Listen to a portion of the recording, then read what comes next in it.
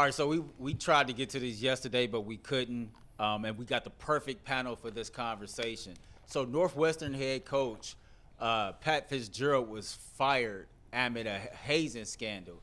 There's two current Cleveland Browns that played for Coach Fitzgerald, and one of them being Greg Newsome. You know, he took to Twitter to defend his former head coach, but then quickly deleted it. Now, some players are saying, you know, some of the things that's being, or some of the allegations about some of the things that's happened, some players are saying, I've never seen things like that. Other players are saying, no, these things did happen. From what I understand, Fitzgerald was supposed to be suspended for about 4 games, and then swiftly he was fired. So what's you all's thoughts on this entire situation? I think it's a wild situation to begin with. I mean, you know, the hazing thing like that, some of the reports of what the hazing was very questionable. I'm not for that at all. I wouldn't say that there's any racism that goes on at Northwestern, but like I said, I'm not in Northwestern, so I can't really speak exactly what they got going on there. But, you know, I understand, because I was in a situation like that with Ohio State. You know, Coach Meyer and Ohio State got accused of doing some racist stuff. And what I learned is, like, my experience, so like G News' experience at Northwestern might not necessarily be the same as whoever went through it. It's two totally different experiences. So some things happen that you might not hear about. You know, it's a lot. It's 85 guys on scholarships plus walk-ons, so it's a lot of people. Different things happen to different people, so you never know everything that happens.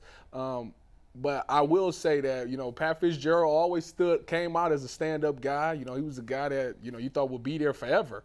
And, you know, it could be one of those things that maybe he didn't know what was going on. You know, it could be possibly that like I say, it's a whole bunch of guys that you're trying to watch over. So some things could slip into the cracks. But, you know, when you become aware of those things, pause, I know. Don't look at me like that. Stop. Don't look at me like that. You took a good moment and just ruined it. He looked over his glass to say. While he was doing that, I was reading this story in the Ringer, right? And I didn't know what was. I didn't know everything that was alleged. I told you yesterday. But man. no, it was even crazier when you write it and see it. Like, yeah, you write it down, it's some wild stuff going on, and I was just like, nah. Yeah. So yeah, like I said, I say all that to say, you know, somebody had to take the fall for it, and unfortunately he had to be the one. You know, you can't. It's not something that could get swept under the rug when it's, you know, guys coming out saying that this hazing happened or this racism happened. Those are big allegations, and somebody has to take the fall for him, and he just had to be the guy. Northwestern had the first opportunity on this because it came to them. They did their own investigation, and either they dropped the ball in the investigation or they were trying to sweep it under the rug. And I don't know what the answer is on that. But they had ample time to look into this.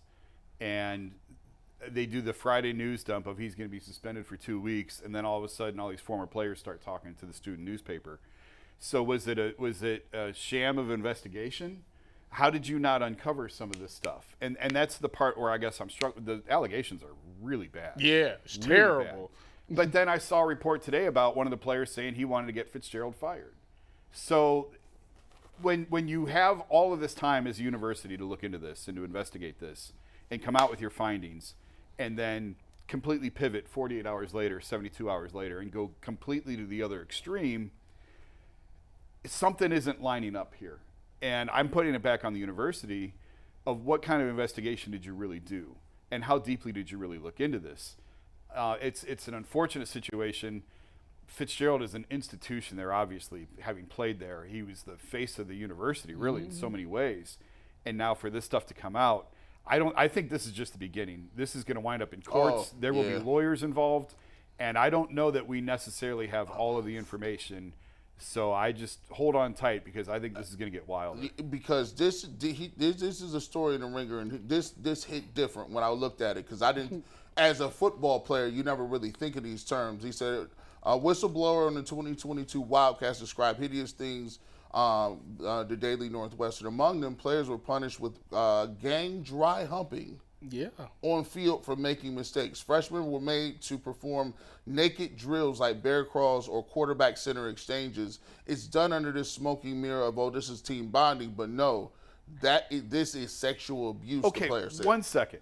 Have you ever heard of this? Never. No. Never. No, that's what I I'm have saying. never seen. You saying so? You telling we had to get up wait and a minute. sing. Wait a minute. We had to get up and sing if you like. What you telling me is, they in the middle of practice or drills with coaches standing around, that they allowed that to go on? No, I don't think it was during practice. No, it was in the middle of practice. It wasn't in the middle of practice. So this is like some off-season training stuff. The investigation summary notes that the whistleblower's accounts were largely supported by the evidence.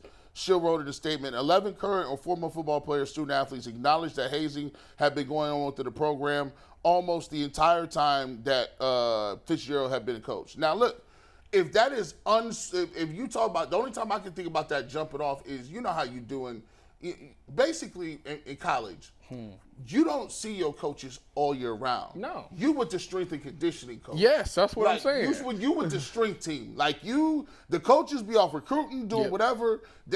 You can't have organized practices, but you get together with your group or whatever, you would lift it. You got to lift the schedule and all that good stuff. So maybe this might be some stuff that they doing outside of it. But when you start talking about like sexual assault type stuff, like if people doing stuff naked, that's gonna come back who was supervising that.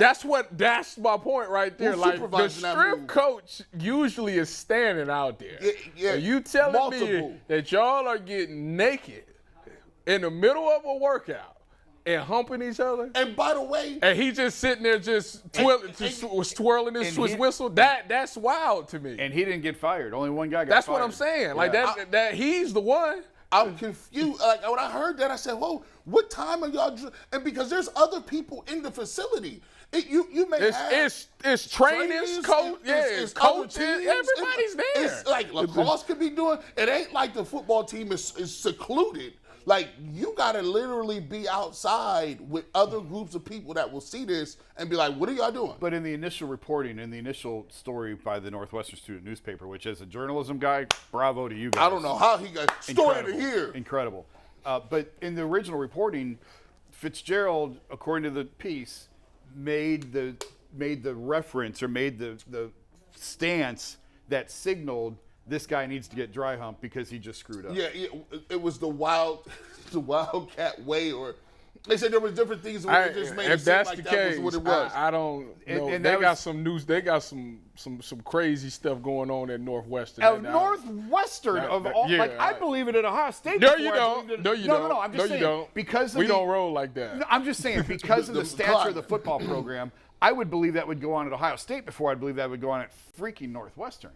It's Northwestern. It's them nerdy ones. That's the ones you got to watch out for. Exactly. I just think them nerdy ones be wild, man. I just think I didn't play it no. I don't play like that. So I didn't play at no very storied program, right?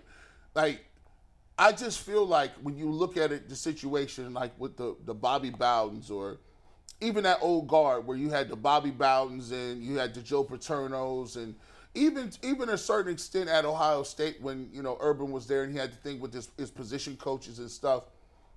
The issue is sometimes when you get to these institutions, like they are secluded. They are the top of the food chain.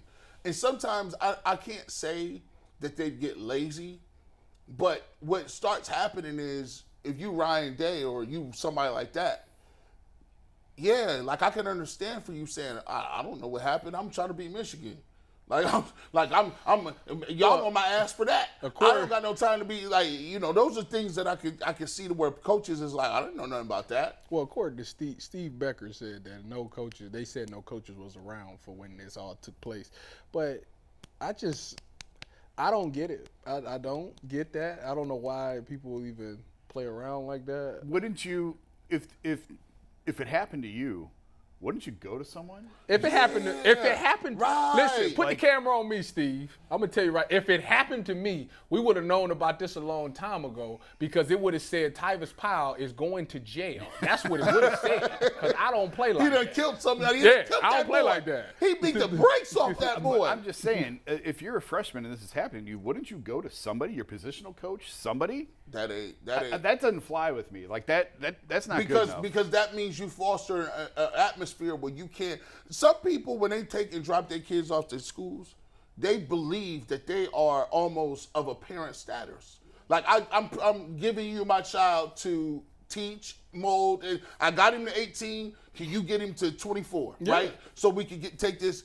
But my thing is, if ain't nobody coming forward, and I don't understand why there is not a conscious effort to be like, let me just learn from this, guys. If I catch you, if I even hear you whispering about it, there's certain things we're not even going to talk about it. I will get rid of you, Deion Sanders style. I got the Louis coming. He made getting rid of people the easiest in the world. I mean, now. that's what Urban did. Urban said on the very first meet, there will be no hazing here. We don't do that around here. We don't condone that. If you haze somebody, you are up out of here. And it was simple. That's why nobody ever did nothing like that. So it's wild to even hear this story. Hey, a few things, few points from me on this. You know, if I'm a parent and you as a coach have came and sat in my living room and you want me to entrust my 17, 18-year-old son to you, and then he gets to your program and have to go through some of these things, I would be highly pissed off because you've done all of this. You spent all this time and energy trying to get me and my family to, on board with trusting you with my child, and then things like this happen. And then the other part me and McNuggets was talking about, he claims that he didn't have any knowledge, and the independent study shows the same thing. But you know what? As a head coach, you need to know what's going on with your program, because we've seen so many other examples across the college football landscape of, head coaches being fired with the whole, well, I didn't know. Ignorance is not an excuse. Ever. You're right. Ultimately, it falls on you. It's your program. That's why I started off by saying, even if he didn't know, somebody got to take the fall for it, and you gonna be the one. And I understand the timing. Like it's July. See, we're going preseason. I mean, they camp starting like a week, but 2 the weeks. fact that he's the only one and everybody else is there is a little odd, isn't it? It's a little odd. Now I understand, like trying to replace an entire coaching staff at this point may be difficult to do. But it's just odd to me that he goes and everybody else stays. If it's a culture problem, well, your culture's still there. Yeah. I'm leaning on the side of Jason. I don't know what they did. I think if they was trying to hurry up and run a sham investigation and say everything was cool, but when you start I'm telling you, I don't know why y'all people did. When you start talking about any sort of nakedness, you in trouble. That don't even, like, just saying it right here on the tape, that don't even sound crazy. Because now people go. Why? I'm trying to figure out. Now We playing football. Why? Tyvis, For what reason? Tyvis, listen, there's guys, the Michigan State dude, there's the Ohio State wrestling thing. Like, people is going to jail now. That ain't no, like. That's what I'm trying to tell regular, you. like, think about it. Forget whistleblowing. It would have been. See, look at the doctor that was just stabbed in prison. Yeah.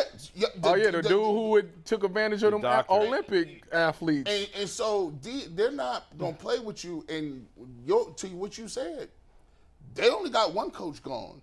They should have preemptively been like, well, listen, all staff, y'all got to go. The whole situation got to get wiped down, because there will be class action lawsuits. Like, those 11 players, if there's 11, there might be 12, 13, 14. I need that. I need the full story to come This out. is crazy. That's why I try not to comment on cases or whether somebody did or something or not.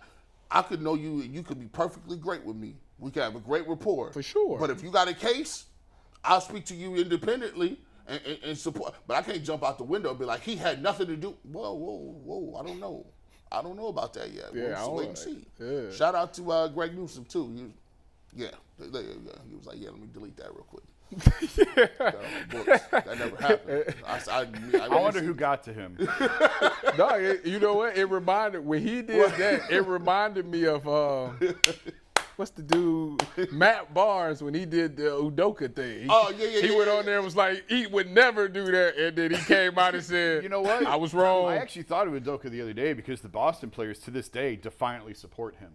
Like when they came, Udoka was about to get hired by Brooklyn when the Celtics were in town. I went and I talked to him. I talked to Marcus Smart and Jaylen Brown. Jaylen Brown especially was very vocal in their support of Udoka. These guys that get around him every day and they I understand why Greg wanted to support his guy because I saw it with Boston too in Udoka. Yeah, somebody. But hey, to your point, your experiences aren't the same. That's what I'm saying, yeah. as everybody else's. You wanna, and somebody being from Northwestern, somebody would have like, listen, these don't look good. If you say that, and then all of a sudden they have an investigation 10 years down the line, the internet is undefeated. They'll come back and say you were supporting that behavior. They trust me. Listen, Jason he's the compliance guy. He tells you what you should not say on Twitter all the time. He be telling you, don't tweet that, dog. Stay away from this story right over here. I'm like, yeah, I'm gonna just stay away from that, dog.